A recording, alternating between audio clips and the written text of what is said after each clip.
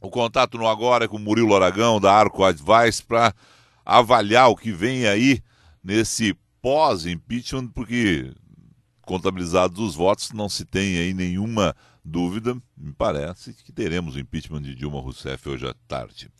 Murilo Aragão, bom dia. Bom dia, Felipe. O prazer estar com você e seus ouvintes. Pois é, vem um período tenso aí. Eu acho que nós temos 90 dias de pós-impeachment, onde algumas questões importantes precisam ser encaminhadas e outras questões precisam ser respondidas. Murilo, que é a agenda de Temer a partir de agora? Fica o que, né, para o PT discutir ainda, né, já que está saindo do poder? Como é que vai se dar essa relação de um partido que ainda tem muita gente na Câmara, muita gente no Senado? Qual é o quadro da política brasileira nos próximos meses? Bom, em primeiro lugar, a agenda do Temer é aprovar definitivamente alguns tópicos, como a medida provisória que reorganiza o seu ministério, o acordo da dívida com os estados que já passou na Câmara, e o teto de gastos, que ainda está iniciando a tramitação na Câmara, que o objetivo dele é aprovar até o final do ano. Depois ele deve encaminhar o debate da reforma previdenciária, que vai ser um debate tenso, obviamente, e também tratar de algumas outras questões pontuais com relação à legislação trabalhista, que seria o valor dos acordos em relação à lei, permitindo que os trabalhadores tenham acordos pontuais com as empresas, visando a proteção do emprego, e ainda também a questão do trabalho intermitente, que é muito importante também, porque a legislação brasileira não está adequada a esses tempos onde existem situações de trabalho intermitente, como, por exemplo, shows. Agora mesmo, nas Olimpíadas, ocorreram problemas de fiscalização trabalhista por causa da ausência de regras para esse tipo de trabalho pontual. Bom, enfim, agora, mais importante que a agenda, e eu acredito que ela irá avançar relativamente bem, porque o governo Temer terá uma imensa maioria na Câmara e no Senado, é o desafio de administrar essa base. Esse é o grande desafio do Temer, que é conseguir que essa base, que nominalmente é grande, seja grande operacionalmente. Isso é o grande desafio. Com relação ao PT e seus satélites, a questão para eles é de sobrevivência, porque eles saem devastados do processo, perderam a narrativa.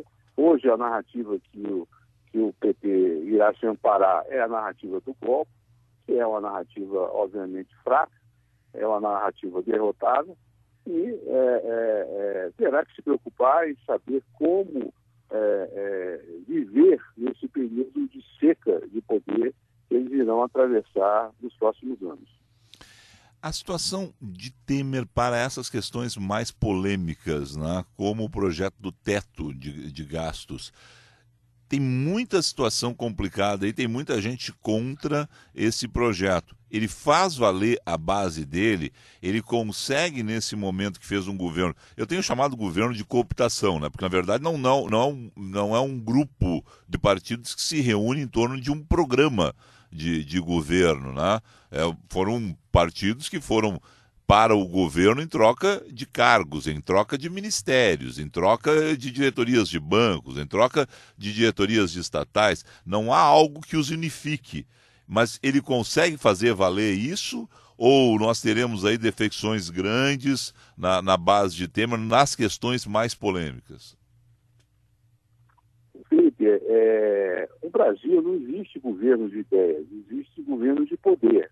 E quando o poder fracassa, um novo projeto de poder se organiza. É o que está acontecendo agora.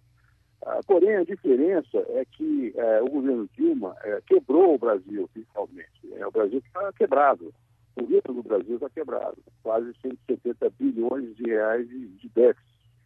Não há dinheiro para fazer nada. Existem obras paradas no Brasil afora. Existe um endividamento muito maior que a capacidade de pagar. Então, a única solução que o mundo político mesmo entende é restabelecer a condição de gasto do poder público. Ora, se isso não for enfrentado agora, o Brasil vai virar um grande Rio Grande do Sul, que há mais de 30 anos está quebrado e não consegue sair desse dilema, que é o dilema de enfrentar o fato de que gasta mais do que arrecada.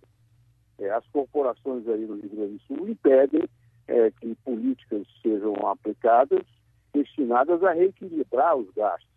Tá? Então, o fato é que o Brasil corre o risco de virar o Rio Grande do Sul no sentido fiscal, né, do governo do Rio Grande do Sul, que vive uma situação de penúria, por conta do gasto público ser maior do que a arrecadação. Então, o fato que ocorre hoje é que dentro do próprio Congresso Nacional existe a percepção de que é necessário fazer reformas que sejam até duras, visando restabelecer a capacidade de gastar. Porque hoje só existe capacidade para pagar salários. E o político, o governante, não quer o poder para pagar salários apenas. Porque, no fundo, o orçamento ficou apropriado pelas corporações e exauriu a capacidade do Estado poder fazer coisas, fazer escolas, fazer pontes, fazer ferrovias, fazer obras de saneamento. Então, esse consenso já existe. Não quer dizer que será um passeio no parque. Obviamente, irão ocorrer resistências seríssimas, os setores não querem, estão dizendo, mas vão congelar os gastos de saúde. Não vão congelar os gastos de saúde, vão provavelmente congelar os aumentos vegetativos da folha de pagamento que beneficiam os servidores públicos. Que ganham lá. Eu não sei se você sabe, mas o orçamento no Brasil, se não fizer gasto nenhum, ele aumenta 3% a 4% por ano, apenas pelos benefícios que vão sendo acumulados ano a ano dentro da burocracia.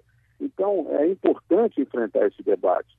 Quer dizer, claro que existem resistências, existem setores que não querem perder seus benefícios, existem setores que têm caixas pretas de benefícios também. Agora, a cidadania tem que entender, porque, no fundo, cada centavo que é derivado para aumentos, não digo indevidos, mas aumentos cuja capacidade de pagamento não existe, é um centavo desviado do serviço público que deveriam estar a serviço da cidadania. Não devemos nunca deixar de esquecer que o Condomínio Brasil ele é feito por seus moradores, não para aqueles que trabalham dentro do condomínio para servir a cidadania. Deixa eu pegar um trecho aqui de um artigo seu, Ao Fundo à Esquerda, publicado na Isto É. Parece inacreditável que o Dilma tenha tido 79% de aprovação, segundo o Ibope, em março de 2013.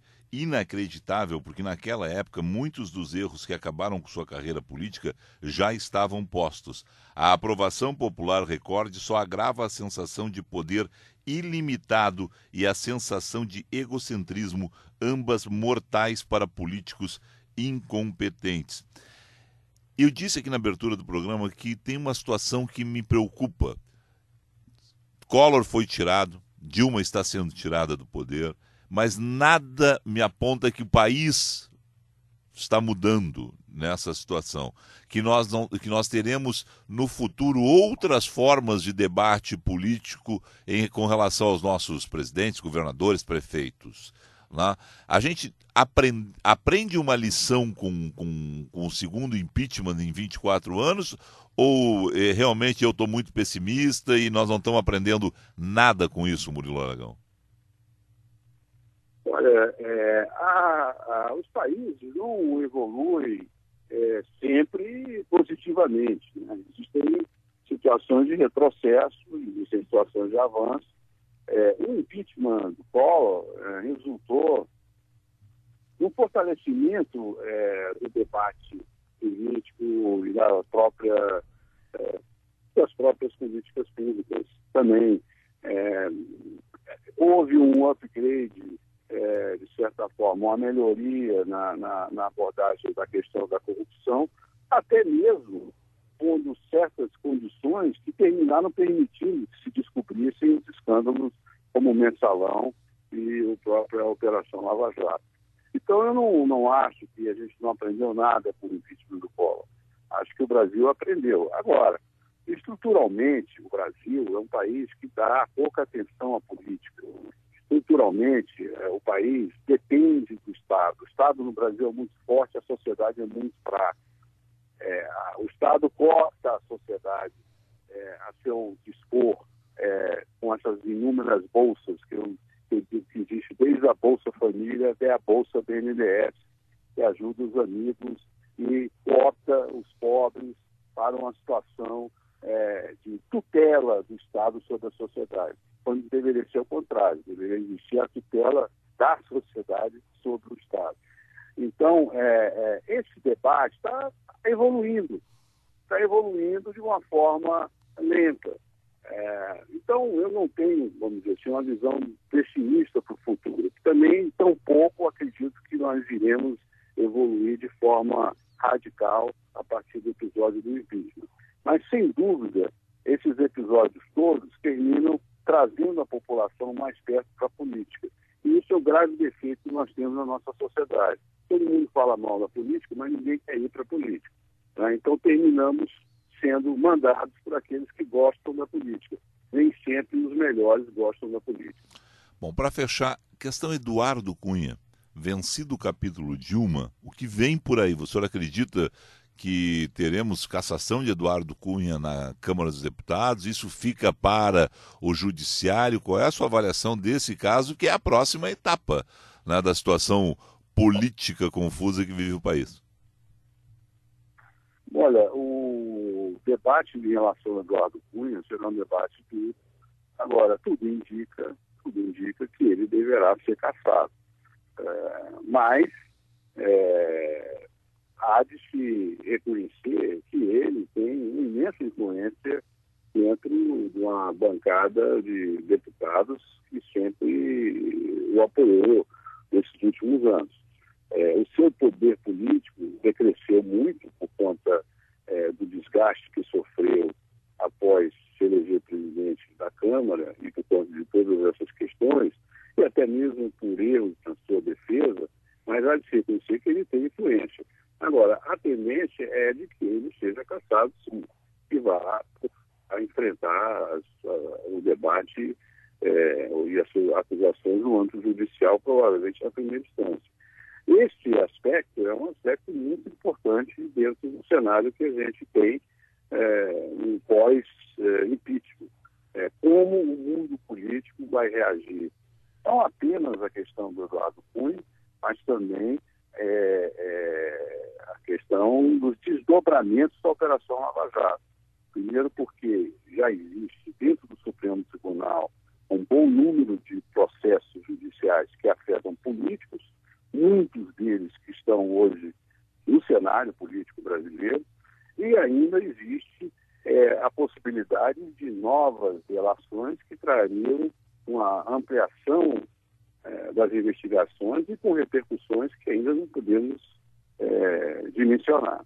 Então, não apenas a questão do Cunha é muito mediática, mas o fato é que o mundo político poderá ser tensionado por uma agenda judiciária relacionada à Operação Lava Jato, que é muito importante também.